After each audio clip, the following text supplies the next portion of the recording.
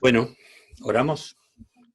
Padre Celestial, te damos muchas gracias, porque nuevamente, Señor, una vez más nos permites estar juntos y poder aprender más de tu palabra.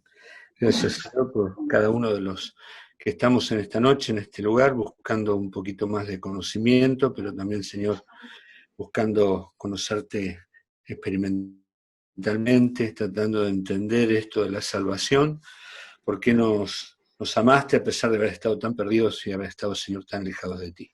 Padre, gracias por poder analizar esta carta, por poder profundizar en ella.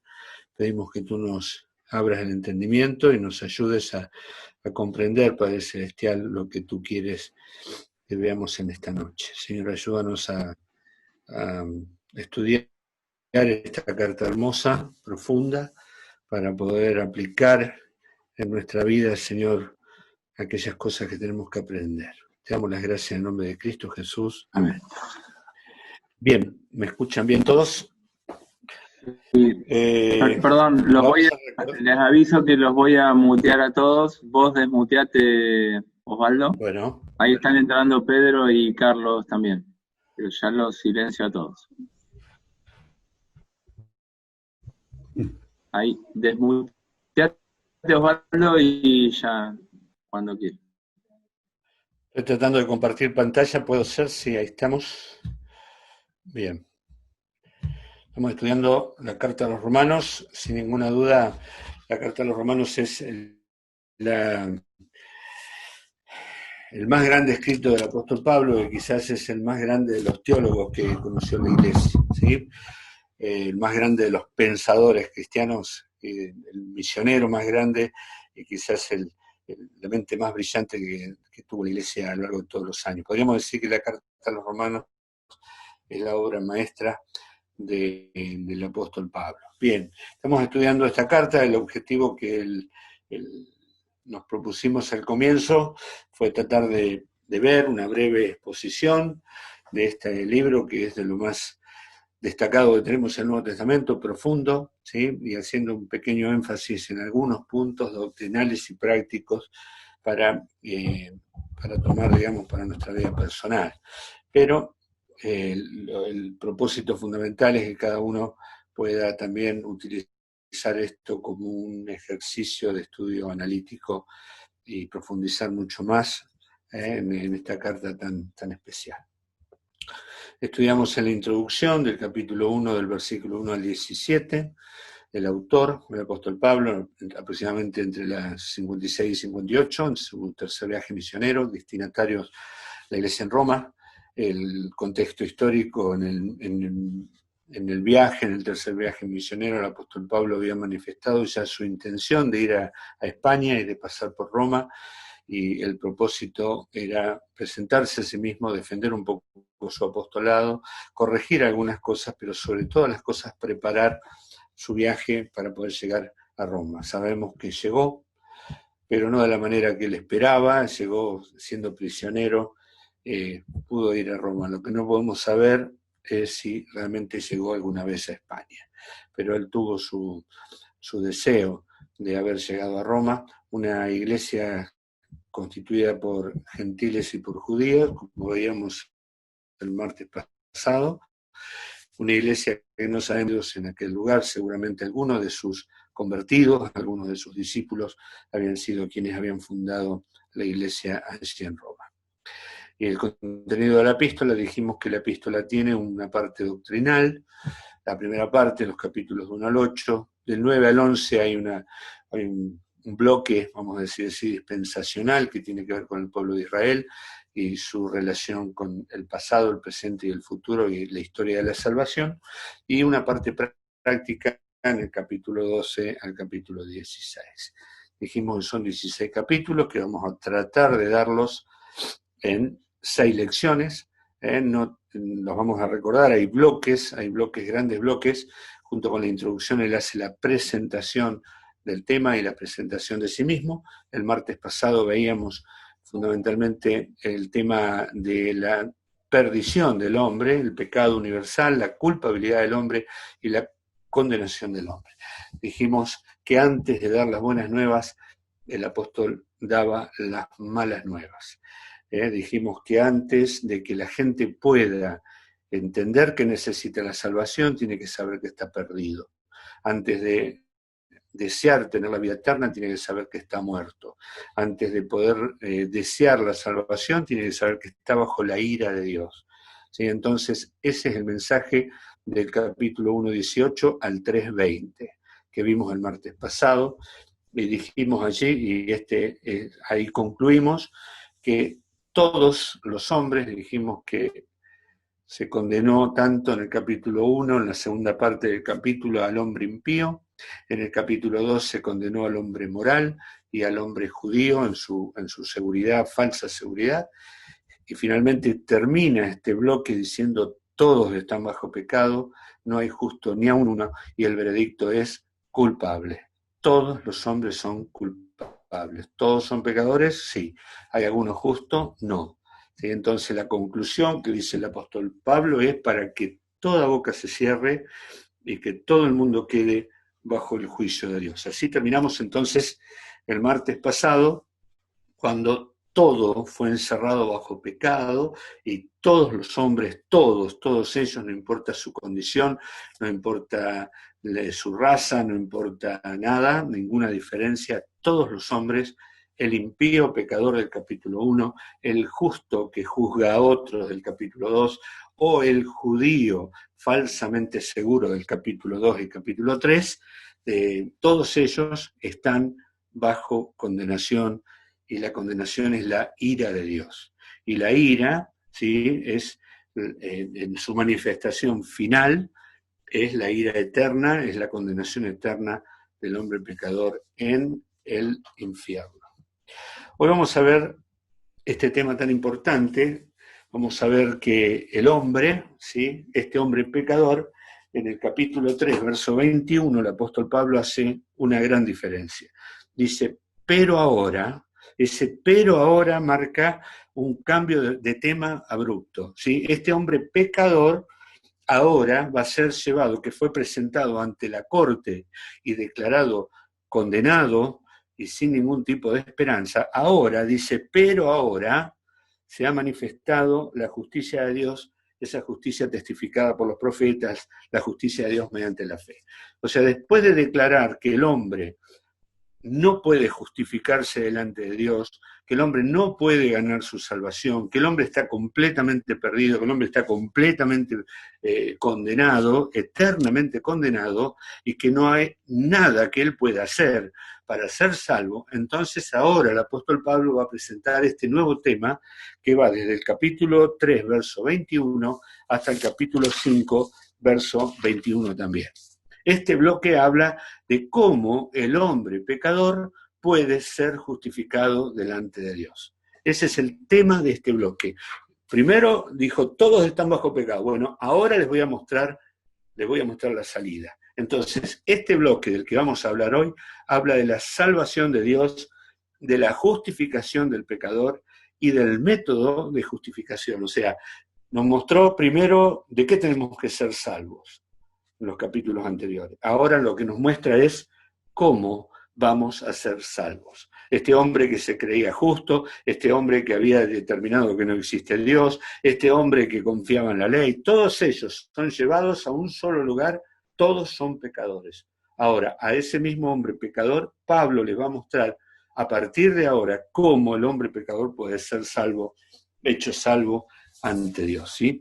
Entonces vamos a hablar de la justificación. Y este es un término que aparece aquí muchas veces. En el versículo 21 se habla de justicia, en el 22 se habla de justicia, en el 24 se habla de justificar, en el 25 se habla de justicia, en el 26 se habla de justicia, justo y justificar. ¿Sí? Entonces, el tema de este capítulo es la justificación. ¿Qué quiere decir justificación? Bueno, justificación puede ser, en primer término, declarar justo a alguien. ¿Sí? Declarar justo a alguien y verlo como si nunca hubiera pecado. Eso lo puede hacer Dios. Pero el término justificación va mucho más allá que el declarar justo a alguien.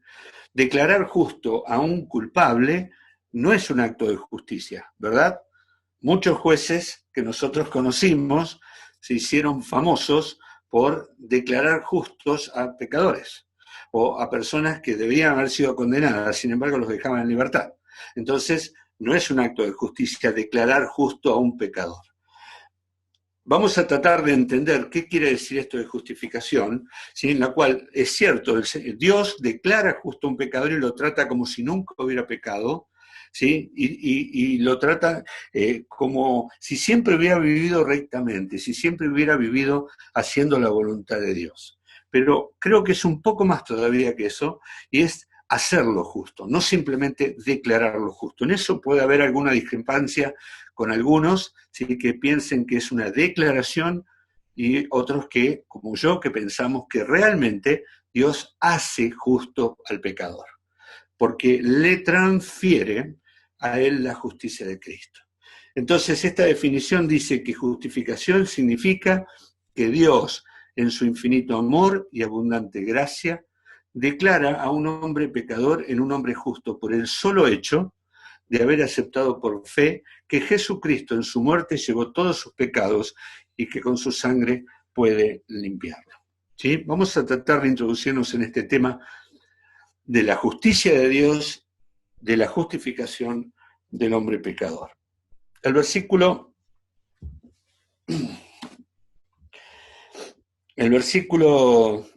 los versículos esto, dice que se ha manifestado la justicia de Dios, testificada por la ley y los profetas, la justicia que es por medio de la fe en Jesucristo para todos los que creen en Él, ¿sí? Entonces, esta justificación o esta justicia, en primer lugar, es la justicia de Dios, no es la justicia del hombre. La gran pregunta es cómo puede Dios hacer justo a un hombre injusto y al hacerlo sin dejar de él de ser justo, digamos. ¿Cómo puede ser Dios justo si justifica a un hombre pecador? Dejaría de ser justo, ¿verdad? ¿Cómo es que Dios hace para justificar a alguien que no es justo, declararlo justo, sin perder el mismo Dios su justicia? ¿Cómo puede Dios ver, digamos, a un ser, cómo puede justificar, cómo puede absolver a una persona culpable sin comprometer su propia justicia? ¿Me entienden? O sea, esa es la pregunta. Dice Nahum 1:3, Dios no tendrá por inocente al culpable. Dios no puede decirle libremente a un hombre culpable, yo te declaro justo. ¿Sí? Hay otros textos interesantes que están, por ejemplo, en Deuteronomio 25:1. En Deuteronomio 25:1, allí lo que Dios le dice al pueblo de Israel cuando, a los albores del pueblo, si hubiere pleito entre algunos y acudieren al tribunal para que los jueces los juzguen, estos, por los jueces, absolverán al justo y condenarán al culpable. O sea, ¿qué es lo que Dios le estaba diciendo a los jueces? Ustedes no pueden absolver a un culpable. ¿Sí? Y en Proverbios, capítulo 17, verso 15, Proverbios 17:15, dice, el que justifica al impío y el que condena al justo, ambos son igualmente abominación a Jehová. O sea, está diciendo Dios, no, ustedes no pueden absolver a alguien que es culpable. Ahora Dios sí puede absolver a alguien que es culpable. ¿Y cómo hace Dios, ¿sí?, para absolver a alguien sin dejar de ser justo? Bueno, eso es lo que vamos a tratar de entender ahora cuando veamos esto de la justicia de Dios. Esta justicia, que es de Dios, está separada de la ley, del legalismo, aparte de la ley, dice el apóstol Pablo, aparte de la ley se ha manifestado.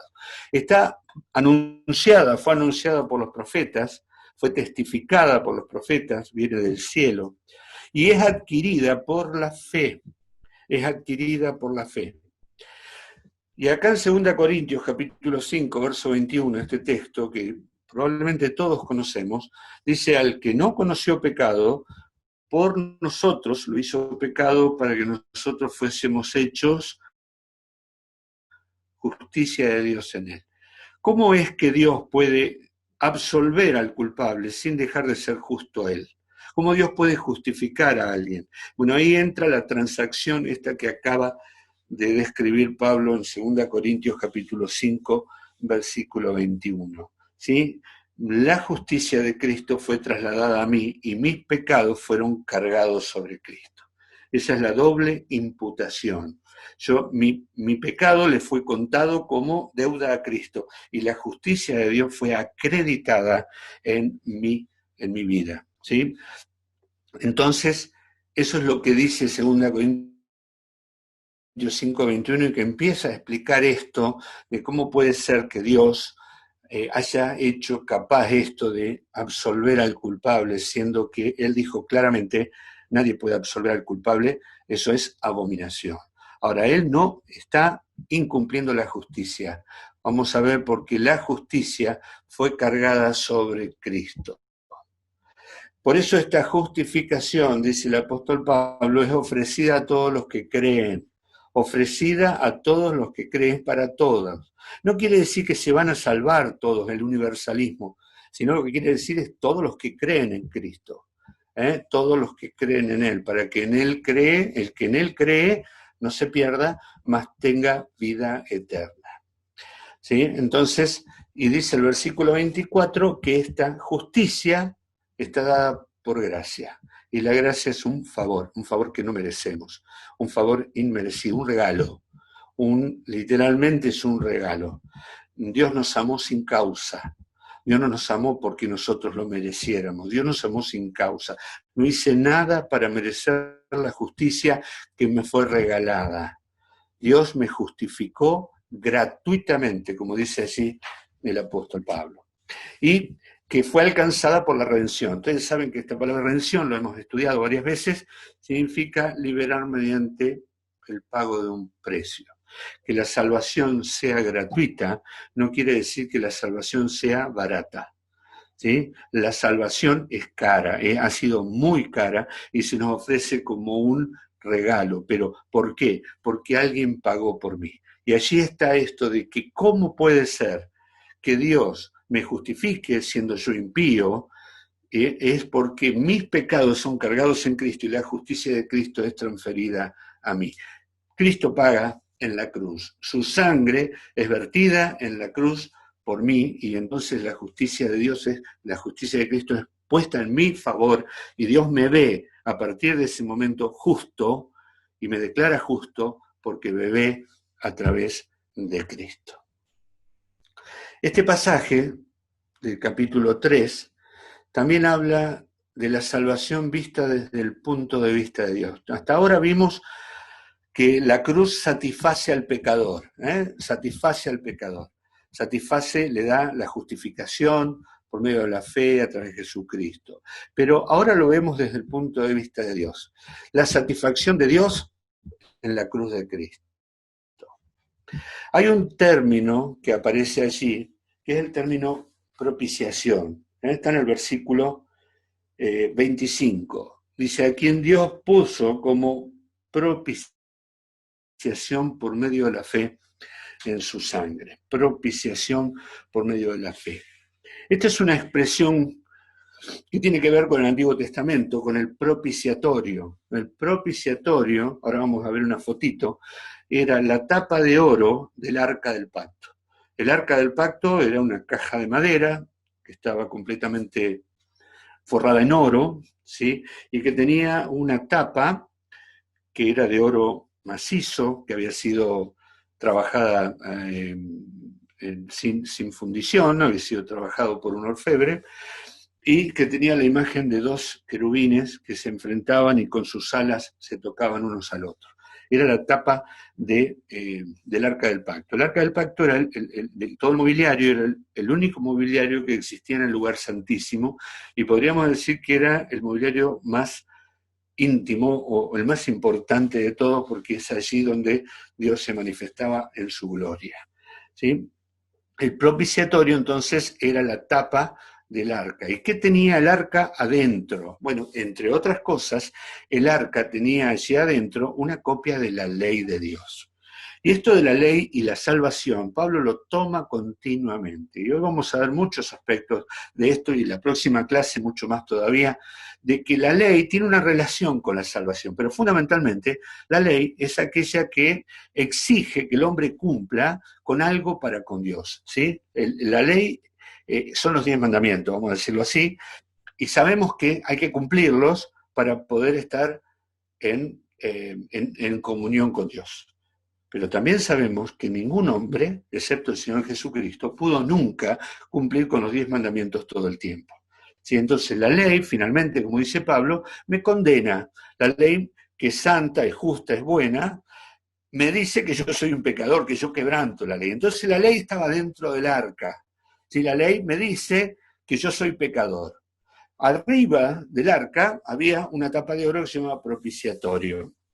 Lo que está dentro me dice que hay un castigo que yo tengo que cumplir, que yo tengo que pagar, que yo soy transgresor. Y por lo tanto tengo que morir y que la justicia de Dios no puede quedar satisfecha hasta que el castigo haya sido totalmente pagado. Eso está dentro del arca. ¿Sí? Y Dios no va a estar satisfecho hasta que el pecado no sea totalmente pagado y la pena haya sido totalmente pagada. Ahora, cuando el sacerdote entraba una vez al año con sangre, tenía que rociar con la sangre del sacrificio.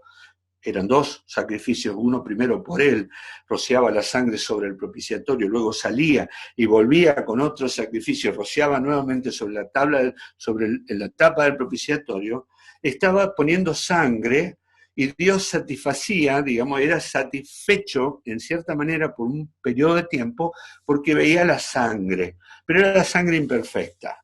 Ahora, cuando Cristo paga la pena del pecado por el hombre, esa sangre perfecta, ¿sí? La presenta ante el trono de Dios, se presenta ante el trono de Dios, Dios acepta el sacrificio del Señor Jesucristo como pago por los pecados. Por eso dice, Dios se hizo propicio. Propicio quiere decir Dios está satisfecho. La pena fue totalmente pagada. Un sustituto ha muerto, pero un sustituto perfecto, no un cordero, no un buey, no un carnero. ¿Sí? El Hijo de Dios ha muerto y ha cumplido con todas las demandas de lo que había ahí adentro, las demandas de la justicia de Dios. Y entonces Dios es propicio con el hombre pecador que cree a través de Jesucristo. Por eso la propiciación tiene que ver con satisfacción. Dios está satisfecho con lo que hizo Jesús en la cruz, para el que cree en Jesús. Porque recuerdan que la sangre tiene que ser aplicada, como en la antigüedad, en el Éxodo, cuando se iban, si el cordero moría, pero no ponían la sangre en la puerta, había muerte. La sangre de Cristo es suficiente protección para aquel que aplica en su vida la sangre de Cristo. Dios fue hecho propicio, Dios está completamente satisfecho, Dios está complacido con la obra de Cristo, con la obra que Él realizó en la cruz. ¿Sí? Entonces, habiendo el estado satisfecho, ahora puede manifestar su gracia para con nosotros. Entonces, Dios Santo no puede permitir que el pecado quede sin castigo. ¿Sí? Eso es algo, Él no es indiferente al pecado. Ahora, ¿qué significa cuando Pablo dice que pasó por alto en los tiempos pasados en su paciencia? Dios pasó por alto, era como un pago a crédito. Ustedes cuando van a comprar la tarjeta de crédito disfrutan algo y lo pagan después. Los que vivieron antes de la cruz, a través de los sacrificios, estaban mirando al futuro la cruz de Cristo. Y Dios, en su paciencia, aceptaba el sacrificio de los animales como un pago a cuenta, ¿sí? Y si el hombre ponía su fe en el cordero que moría, que era un animal, Dios tomaba eso como a cuenta del cordero de Dios que vendría muchos años después, ¿sí? Recibieron los beneficios de la cruz los que vivieron antes de Cristo por su fe, y esto es lo importante, por su fe a través de la sangre que vertió un cordero en el altar. ¿Está? Entonces Dios pasaba por alto los pecados. Dios en su paciencia decía, bueno, listo, lo vamos a dejar para más adelante. Y si ese hombre moría y había tenido fe, Dios tomaba eso como justicia imputada a ese hombre, pero siempre haciendo referencia a alguien que vendría mucho tiempo después, ¿sí? Que es el Señor Jesucristo. Entonces, la cruz de Cristo es el punto central de todo. Fueron salvos por la cruz de Cristo los que estuvieron antes de Cristo y los que estamos después de Cristo. Todos los que vivieron en el Antiguo Testamento también fueron salvos por fe de la cruz. Miramos hacia atrás y también somos salvos de la misma manera, y lo vamos a ver ahora cuando veamos el tema de Abraham, por fe en el sacrificio de Cristo. ¿Sí? Entonces la justificación que Dios está ofreciendo hoy satisface, ¿sí? Realmente a Dios en sus demandas por el pecado. Vuelvo a decir la misma pregunta: ¿cómo puede Dios ser justo y declarar justo a alguien, a un impío y miserable? Bueno, ahí está la cruz de Cristo, ¿sí? Ahí es cuando aparece esto de 2 Corintios 5:21, que aquel que no conoció pecado por nosotros fue hecho pecado, fue tratado como pecador. No fue hecho pecador, sino que Él pagó el precio del pecado de todos los que iban a creer en Él. Es la muerte vicaria de Cristo. Vicario quiere decir en mi lugar, ¿sí? Entonces, ¿cómo Dios puede justificar a un pecador? Bueno, el pecador que cree en su Hijo Jesucristo le transfiere los pecados de él, no es que quedan sin pagar, son pagados por Cristo, y la justicia de Cristo es transferida al hombre que cree en él. Faltaba esa última parte. Y bien, como dice allí, ¿dónde queda la vanagloria? No, no hay vanagloria, no hay manera de que gloriarse, ¿sí? Y entonces la conclusión del versículo 28 dice: concluimos pues que el hombre es justificado por la fe sin las obras de la ley. Esa es la conclusión. El apóstol Pablo está presentando cómo el hombre puede ser justificado ante Dios y dice solamente a través de la fe. Esa es una imagen, una réplica de lo que podría haber sido el propiciatorio. El arca del pacto es la caja con las varas para ser trasladada, y el propiciatorio es una cubierta de oro con 2 querubines, y allí dentro estaba, entre otras cosas, estaba la vara de Aarón que reverdeció, había una vasija con maná, y también estaban las tablas de la ley, las tablas de la ley que nos condenan, la sangre rociada en el propiciatorio, y Dios es satisfecho, vamos a decirlo así, Dios es hecho propicio a través de la sangre.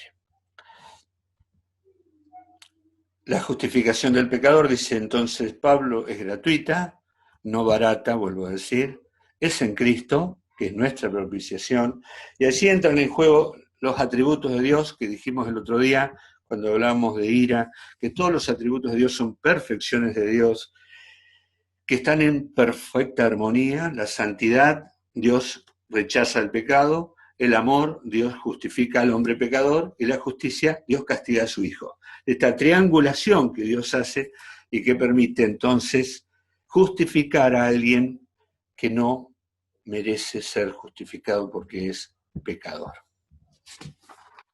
La justificación es por fe, es gratuita, vuelvo a decir, es en Cristo, es para este tiempo, dice el versículo 26, es para la gloria de Dios, es para todos los que creen, todos los que creen. Y confirma, vamos a ver ahora algo de esto, que la ley es buena. Esto es lo que podemos encontrar en la primera parte, el final del capítulo 3.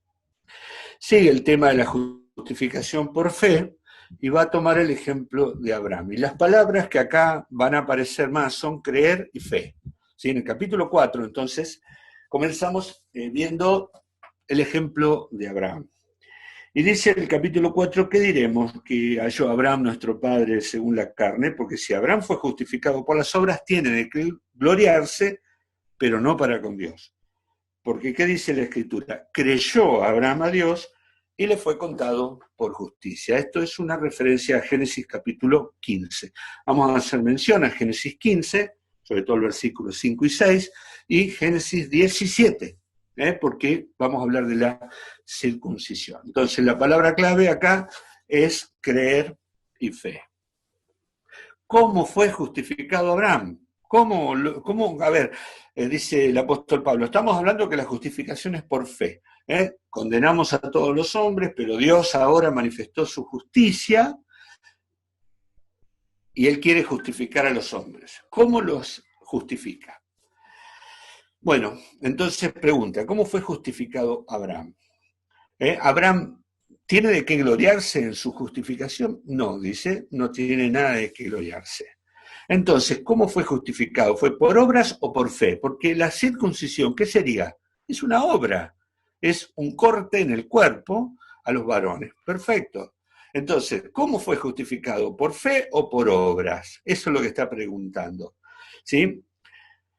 Todas las religiones, todas ellas, no importa qué nombre tengan, generalmente tienen que ver con algo que hay que hacer para satisfacer a Dios, a un Dios, cualquiera Dios que sea.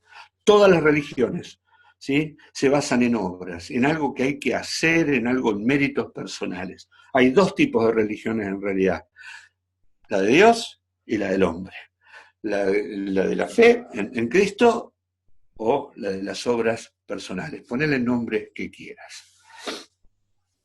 Entonces, lo que la Biblia nos enseña que el camino hacia la salvación es distinto al camino que elige el hombre. El hombre falló completamente en satisfacer los requisitos y las demandas de Dios, ¿sí? Entonces, Pablo elige a Abraham como ejemplo. ¿Por qué lo elige a Abraham? Bueno, porque Abraham está estimado por judíos y musulmanes. Ustedes saben que Abraham tuvo dos hijos. Uno fue Ismael, bueno, tuvo más hijos después cuando era viejito, pero fundamentalmente el hijo de la promesa y el hijo de la carne. Dios le había prometido que en su descendiente, o tal vez en una descendencia suya, todas las naciones iban a ser bendecidas, y Abraham en algún momento desconfió de esa promesa, desconfió de que Dios podía y se apresuró y tuvo un hijo según la carne y se llamó Ismael. Ismael es el padre de todos los árabes, vamos a decir así, todos los musulmanes. Y luego nació Isaac, que es el padre de todos los judíos. Por lo tanto, millones de personas estiman a Abraham y lo tienen a Abraham como padre, ¿sí? O lo aprecian. Ahora Pablo dice que Abraham fue justificado por la fe. Por la fe. ¿Sí? Y lo dice Génesis capítulo 15. Ese capítulo es muy importante porque Dios hace un pacto con Abraham, parten los animales como para caminar por el medio y Dios le hace dormir a Abraham y solo camina Dios, ¿sí? Pero él dice el versículo 6, capítulo 15, verso 6, un texto muy, pero muy importante que aquí toma el apóstol Pablo, dice, Dios le mira, le dice, cuenta los cielos, mira los cielos, cuenta las estrellas, si las puede contar, así será tu descendencia. Y creyó a Jehová, y le fue contado por justicia. ¿Cómo fue justificado Abraham? Por la fe. ¿Cómo fue justificado Abraham? Por la fe. ¿Sí? Entonces dice, Abraham no tiene nada de qué jactarse, Abraham no hay obras o méritos personales que haya hecho, Abraham no es por cumplir la ley. ¿Por qué? Dice, la ley vino mucho tiempo después. 430 años después de Abraham nace Moisés. ¿Sí? Entonces la ley nace mucho tiempo después.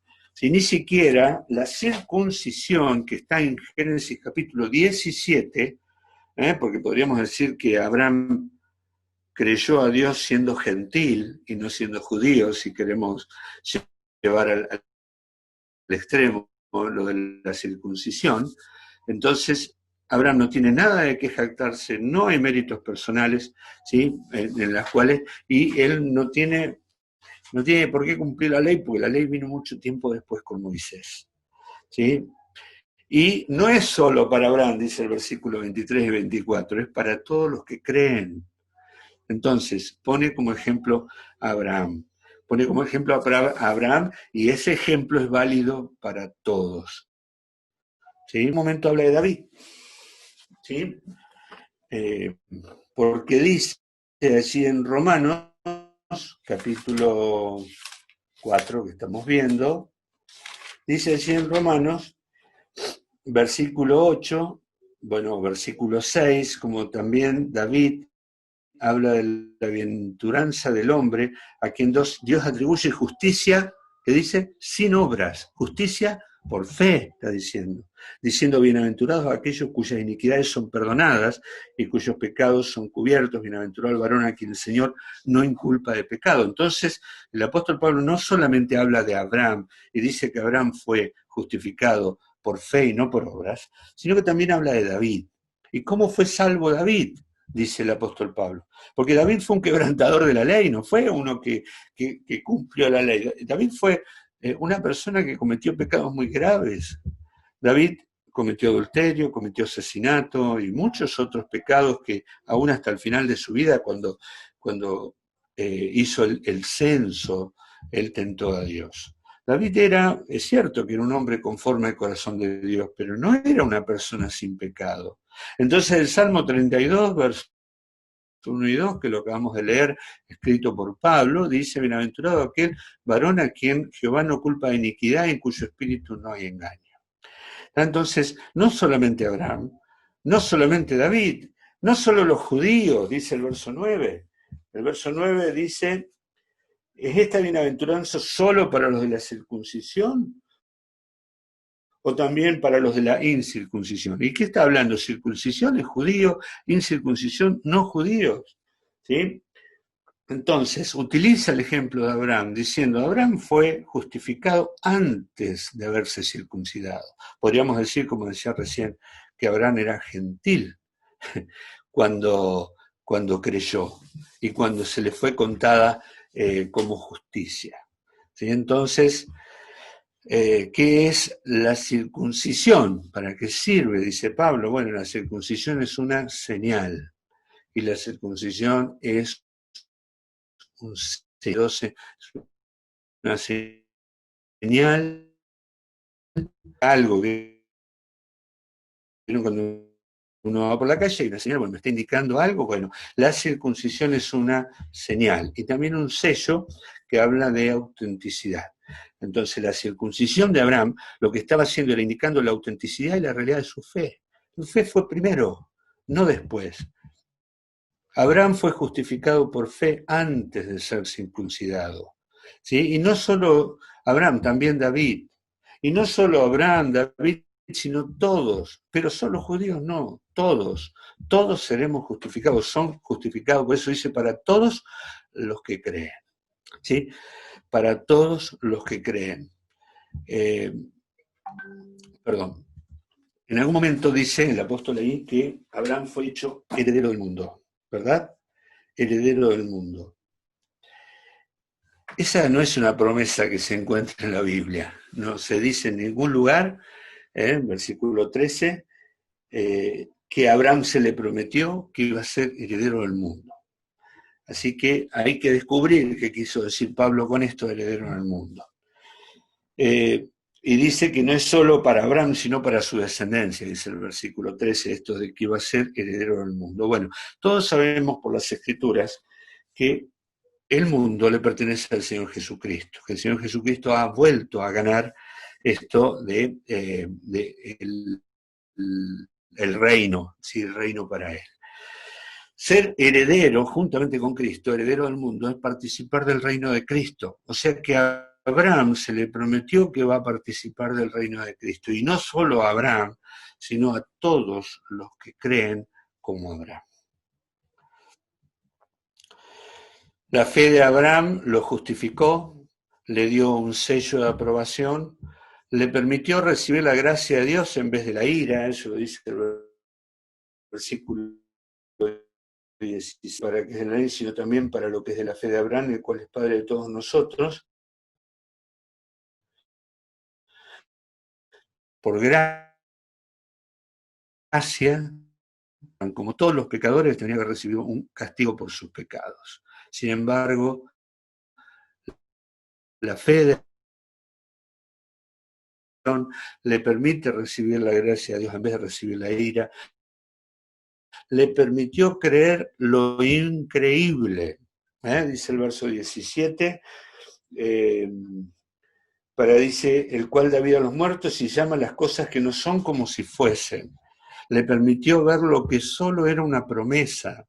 Abraham realmente vio lo que Dios le estaba mostrando y lo creyó. Así como él sale de Ur de los Caldeos sin saber a dónde iba, pero porque le creyó a Dios, él creyó. Él creyó que de su cuerpo, aún medio muerto, como dice Pablo acá, él podía tener un hijo. Él creyó en la infertilidad de Sara que iba a tener un hijo. Él creyó cuando Dios le pide a Abraham, le pide que sacrifique a Isaac, que él podría aún levantarlo de la muerte. Él le creyó a Dios y le permitió superar, ¿sí?, su propia debilidad. Él creyó a aquel que da vida a los muertos y que llama a las cosas que no son como si fuesen. Eso es lo que dice Pablo. Entonces, el significado de la justificación es que Dios da justicia sin obras. No hay nada que hacer, no hay nada que valga, no hay nada que sirva. El hombre del capítulo 1, 2 y 3, el hombre perdido, el hombre en su completa iniquidad, completamente condenado, eternamente condenado, puede ser justificado por medio de la fe. Dios da justicia sin obras, Dios da perdón por el pecado, cubre el pecado, no inculpa de pecado, que quiere decir no pone la cuenta de él, ¿sí? Es lo que Dios hace. ¿Qué tiene que ver hoy Abraham y su fe con nosotros? Que nosotros, a la manera de Abraham, solo vamos a ser salvos si hacemos lo que hizo Abraham. El ejemplo de justificación de Abraham es, por eso Abraham se lo llama el padre de los creyentes. Nosotros no conocemos a Abraham, murió hace 4000 años, ¿sí? Pero su ejemplo es el ejemplo de fe en el Cordero que murió en la cruz. ¿Qué tenemos que hacer nosotros para ser salvos? Hacer lo que hizo Abraham. Él fue el padre de la fe, entonces nosotros por la fe podemos ser salvos, podemos ser hechos hijos de Dios, hijos de Abraham, considerados hijos de Abraham. Hay varios lugares en la Biblia donde se muestra esta relación de Abraham con los creyentes. Y el capítulo 5, ya hablamos entonces cómo es justificado el hombre pecador a través de la fe, por medio de la gracia, a través de la fe, sin obras. Vimos el ejemplo de Abraham, vimos el ejemplo de David, consideramos que a Abraham le pasó exactamente lo mismo, y ahora vamos a ver qué se obtiene a través de la justificación. A través de la justificación obtenemos como un paquete, un regalo que viene todo juntito, ¿sí? Y está en este capítulo 5, las bendiciones de haber sido justificado. Un paquete donde Pablo comienza diciendo así, miren, Pablo diciendo justificado. ¿Vieron cómo terminó el versículo anterior, el capítulo 4? Cristo fue resucitado para nuestra justificación. Bueno, dice, justificado pues por la fe, tenemos tal cosa. Hay bendiciones que vienen juntas a la justificación. Hay un paquete de bendiciones. Y dice el apóstol Pablo que por esas bendiciones nos gloriamos, nos gozamos, realmente nos produce alegría a nosotros, porque hoy, de haber estado perdidos, completamente condenados, alejados de Dios, separados, eternamente perdidos, hoy gozamos de algo. Somos justificados y tenemos algo aparte de eso. Dice, lo primero, vamos a ver allí, en el pasado lo que éramos, en el presente lo que tenemos, y en el futuro, dice el apóstol Pablo, lo que tenemos. ¿Qué éramos en el pasado? Así hay 4 palabras que aparecen en los primeros versículos del 1 al 11, palabras que hablan de nuestra condición. O sea, el apóstol sigue hablando de lo que éramos, y dice, éramos débiles, éramos impíos, éramos pecadores y éramos enemigos, ¿sí? La palabra débil quiere decir que no tiene fuerzas. Éramos débiles, no alcanzábamos, no teníamos posibilidades, ¿sí? Si queríamos cumplir con lo que Dios quería, no nos alcanzaba. Es como estar parado en el Mar del Plata, en la orilla del mar, y querer llegar a la costa de África. Tenemos que cruzar el océano, ¿sí? Y entonces alguno dirá, bueno, yo salto 1 metro. Viene otro más fuerte y dice, yo salto 10 metros, ¿sí? Otro viene y quizás salta 30 metros y nada 2 kilómetros. Pero nadie llega. Por más que nos esforcemos, nadie llega, nadie cumple con lo que Dios quiere. Y eso es lo que dice la palabra débil. La palabra impío significa sin ley, los que no tienen ninguna ley para con Dios, ¿sí? Impíos no tienen ley, entonces es que va en contra de la ley de Dios. La palabra pecador quiere decir los que erran el blanco, errar el blanco. Tirar y tirar y tirar y tirar y tirar y tirar y nunca le pegamos al centro, jamás, nunca. Y tiramos y tiramos y tiramos y tiramos y tiramos y nunca le pegamos al centro, nunca le pegamos al blanco. Entonces, eso era. Y la otra palabra, enemigos. Y enemigos quiere decir en confrontación, ya no en una actitud pasiva, alejados de Dios, no, enfrentados con Dios, ¿sí? Enfrentados a Él. Esa era nuestra condición. Débiles, flacos o enfermos, pero Cristo, ¿qué hizo por nosotros? Murió para cumplir, ¿sí? Con esto de darnos a nosotros la justicia. Nosotros no podíamos valernos por nosotros mismos porque no teníamos fuerza, pero entonces Cristo murió por nosotros. Éramos impíos, sin reverencia a Dios y rebeldes, y Cristo murió por todos los que estaban aún en franca rebeldía a sus designios. Con todo, dice el apóstol Pablo, quizás alguien muera por un justo, ¿sí?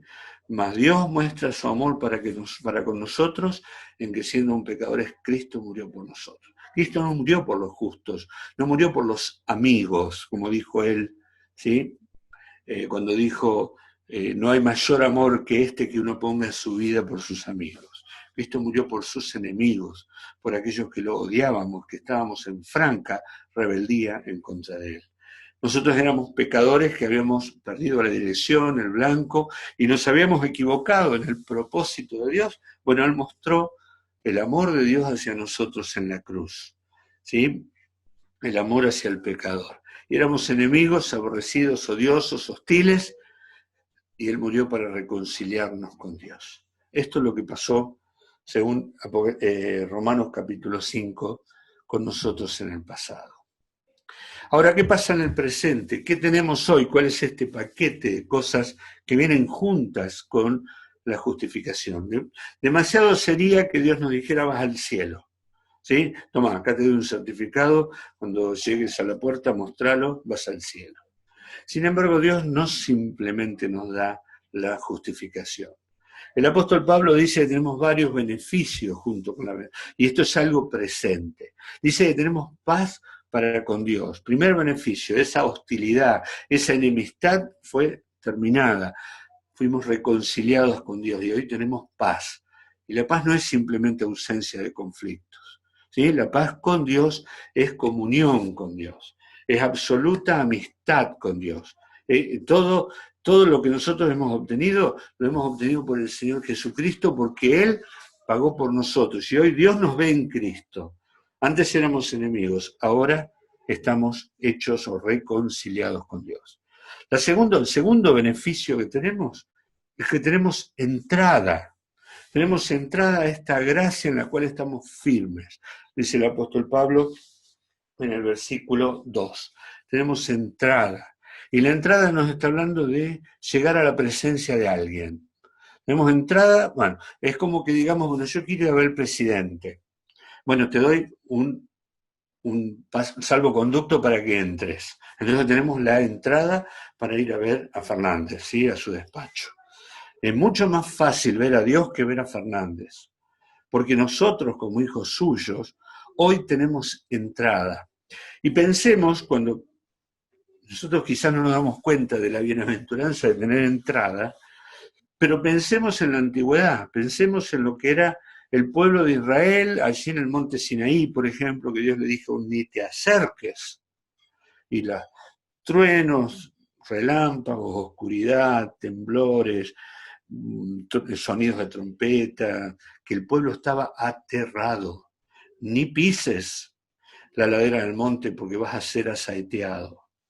¿Sí?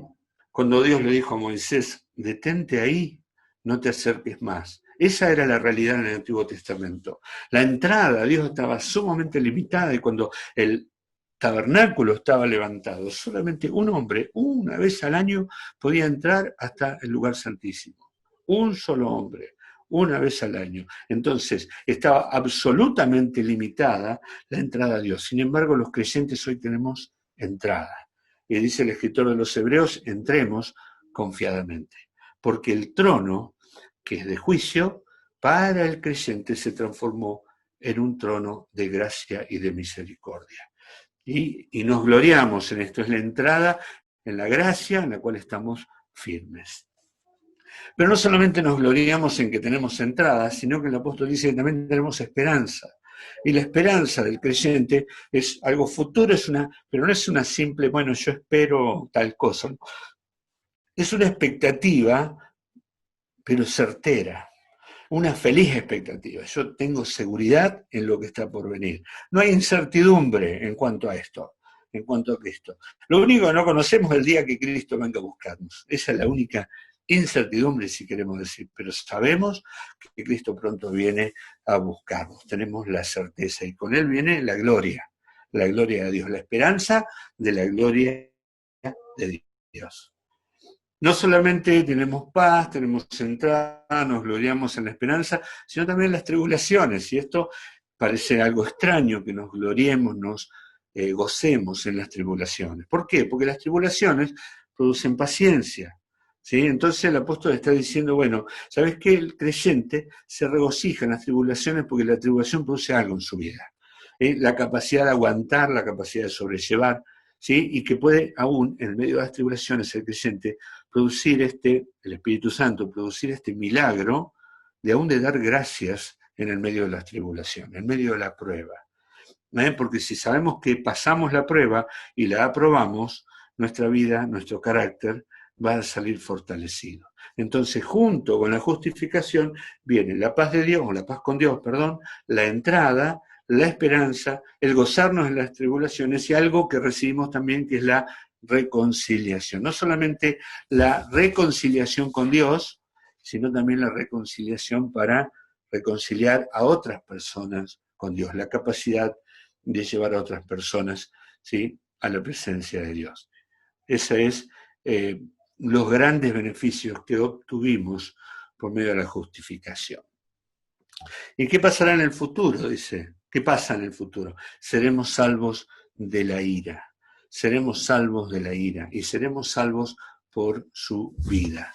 ¿Se acuerdan de la ira? La ira de Dios, que era esa manifestación santa ante el pecado. La manifestación, la retribución, el enojo de Dios santo hacia el hombre pecador por su pecado. Y que todos los hombres estábamos bajo la ira de Dios. Bueno, allí dice que gracias a la justificación que hemos recibido por medio de la fe, seremos salvos de la ira. Y seremos salvos, dice, por su vida. Entonces el escritor de Hebreos dice que el Señor vive eternamente para interceder por nosotros. Nosotros vamos a ser salvos mientras Él viva, porque Él es nuestro sumo sacerdote. Entonces vamos a ser salvos por toda la eternidad. Y ya terminando, la última parte del capítulo 5, entonces estamos hablando de la justificación por la fe, de la manera en que Dios justifica a un hombre pecador sin dejar de ser justo porque hace una imputación doble, le transmite a Cristo mi pecado y la justicia de Cristo a mí. Se produce la justificación, que es un acto judicial que Dios hace, por el cual cambia mi vida para siempre, y Dios a partir de ese momento me ve como un hombre justo, me hace hombre justo, y toma el ejemplo de Abraham, el ejemplo de David, y nos cuenta que ellos también fueron justificados por fe y no por obras, y finalmente va a tomar este último pasaje para hablar entre las diferencias entre Adán y Cristo, ¿sí?, para mostrarnos que la gracia triunfa sobre el pecado. Y este es el punto de este pasaje, la gracia triunfa sobre el pecado. Compara dos hombres, compara dos actos, compara dos resultados, ¿sí? Porque tanto Adán como Cristo son hombres representativos, hombres, humanidad perfecta, hombres representativos de la humanidad. ¿Fue Adán un hombre real? Porque muchos discuten esto. Dicen que lo han estudiado el año pasado cuando vimos Introducción al Antiguo Testamento. Los primeros 11 capítulos de Génesis están muy discutidos por muchos de los discutidores, de los hombres que no creen y que no quieren creer, y dicen que son fábulas muchas cosas de estas, que no fue un hombre histórico, niegan la historicidad de Adán, y por lo tanto niegan la historicidad de Cristo, porque si Pablo compara a los dos hombres y dice que de los dos actos de ambos obtuvimos dos resultados y ambos son representativos de los hombres, estamos en un problema si Adán no fue una persona real e histórica. Pero sabemos que sí, que Adán fue un hombre, el primer hombre, y podríamos decir que el representante de toda la humanidad, el primero, del cual descendieron todos los hombres, hombres y mujeres, excepto Eva, pero Eva estaba bajo su autoridad y con ella todos los hombres nacidos. Entonces, ¿qué dice que este hombre produjo algo a través de su pecado? Y esa es la muerte. Pecado igual muerte. Dios le dijo, no comas de este árbol, un mandamiento positivo, sin un propósito más que el de obtener obediencia voluntaria, y el hombre cayó. Si bien fue la mujer la que pecó primero, Dios toma al hombre como cabeza y representante de toda la humanidad y le pide cuentas al hombre. Y el hombre rinde cuentas, en cierta manera, ante Dios. Así que ahora comienza una comparación entre los dos hombres, las dos cabezas raciales, ¿sí? ¿Y qué dice el apóstol Pablo? Que todos los hombres pecaron en Adán. Saben que todos fuimos creados en Adán, pero todos pecamos en Adán. Por lo tanto, Adán fue nuestro representante de la humanidad, la cabeza racial, el primero, ¿sí? Pero luego compara a Adán con Cristo y dice que Cristo también es nuestro representante. La segunda cabeza racial, el postrer Adán, no el segundo Adán, el postrer Adán. Está el primer Adán y el postrer Adán. No hay 3, ni 4, ni 5. Hay uno y un último. En el primero todos fuimos creados, en el primero todos pecamos y en el primero todos morimos. ¿Y cómo puede ser que a mí se me transfiera la responsabilidad por un pecado que yo no cometí? ¿Sí? ¿Cómo puede ser que Dios me está haciendo responsable de algo que yo no cometí? Si fue Adán el que pecó. Yo no estaba allí en el huerto del Edén. Yo no comí la fruta. Fue Adán que lo hizo. Yo no desobedecí a Dios. ¿Por qué Dios me dice que el pecado entró en el mundo por Adán y luego todos los hombres murieron como consecuencia del pecado de Adán? ¿Saben? Porque yo también estaba allí. Yo también estuve ahí. Yo estuve ahí en el Edén, aunque todavía yo no había nacido. Yo pequé en Adán y yo morí en Adán. Eso es lo que está enseñando el apóstol Pablo, ¿sí?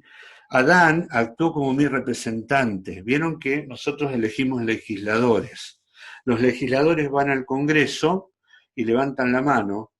Tenemos senadores por la provincia de Neuquén, de Río Negro, y ellos dicen, yo represento a Río Negro. Yo puedo decir, yo no lo voté, puedo decir eso. Yo no voté a este presidente, no es mi presidente. No, aunque no lo hayas votado, es tu presidente y es tu representante. Y cuando él sale en un viaje al exterior, está representando a la Argentina y te está representando a vos. Eso es lo que pasó allí en el Edén. Cuando Adán pecó, yo pequé también.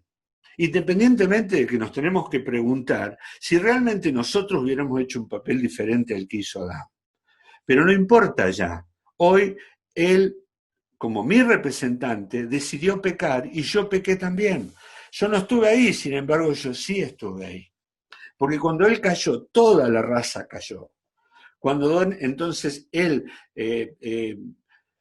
tenía que elegir obedecer a Dios y eligió desobedecer a Dios, entonces estaba eligiendo por mí, levantó la mano en mi lugar, era mi representante. Quizás nos podemos quejar de esto. Quizás nos puede decir, a mí no me gusta esto que me estás diciendo, ¿qué tengo que ver yo con Adán? Bueno, si no te gusta esto, tampoco Cristo puede ser tu representante, porque de la misma manera que Adán te representó en el Edén, Cristo te representa a través de la cruz. Y si considerás que es injusto que vos pagues por Adán, también considera que es injusto que seas beneficiado por Cristo. Entonces, el Señor Jesucristo es representante como lo fue Adán. Adán nos metió en un problema, pero Cristo te puede sacar del problema.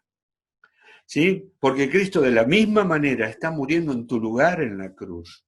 Vos no estuviste allí, yo no estuve en la cruz, sin embargo yo estuve ahí. Yo estaba presente. Pude haber estado ahí abajo acusando a Cristo o clavando sus clavos, pero en algún momento cuando yo me convertí estuve clavado en la cruz, como va a decir Pablo, lo vamos a estudiar en el próximo martes, que nosotros morimos en Cristo, fuimos clavados juntamente con Cristo. Él es nuestro representante.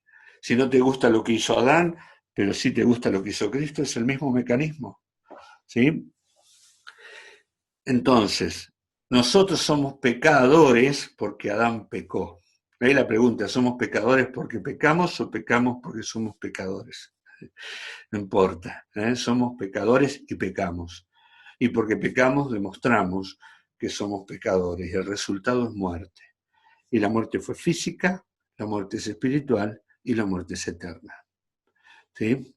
Ahora, las diferencias que hay entre Adán y Cristo, que aquí el apóstol Pablo nombra. Adán fue el primer Adán, Cristo fue el postrer Adán. A Adán se lo llama alma viviente, o sea, se le dio vida a Adán. Pero en cambio Cristo es espíritu vivificante, o sea, Cristo da vida. Esa es una gran diferencia.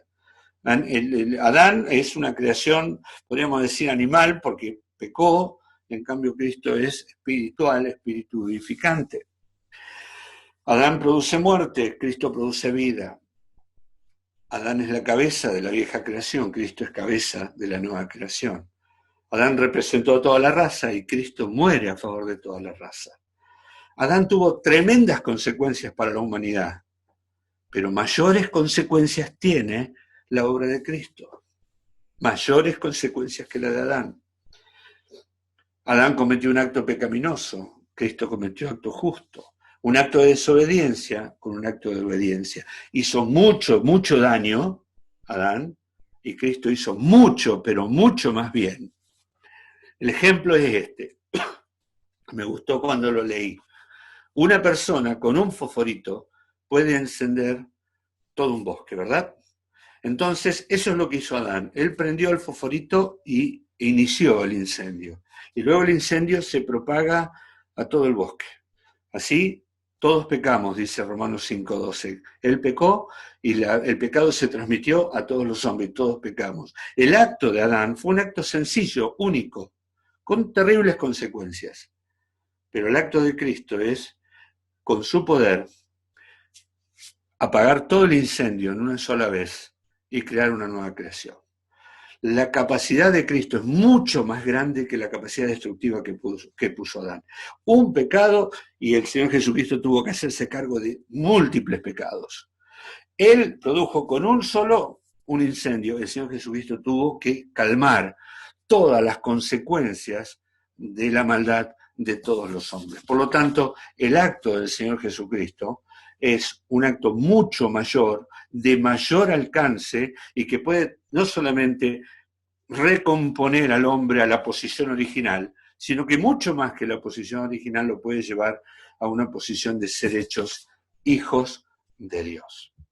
Entonces Adán produce a través del pecado la distorsión moral, Cristo produce justicia, un acto de justicia, Adán produce muerte, separación del hombre con Dios, Cristo produce vida eterna, algo que nunca terminará.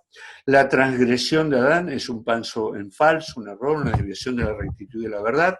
La gracia y el don de Dios a través de la muerte de Cristo y la resurrección que nos permite volver al camino a la vida, el juicio, que es determinado por el acto de Adán, que separa al hombre de la comunión y al hombre y de su descendencia de la comunión con Dios.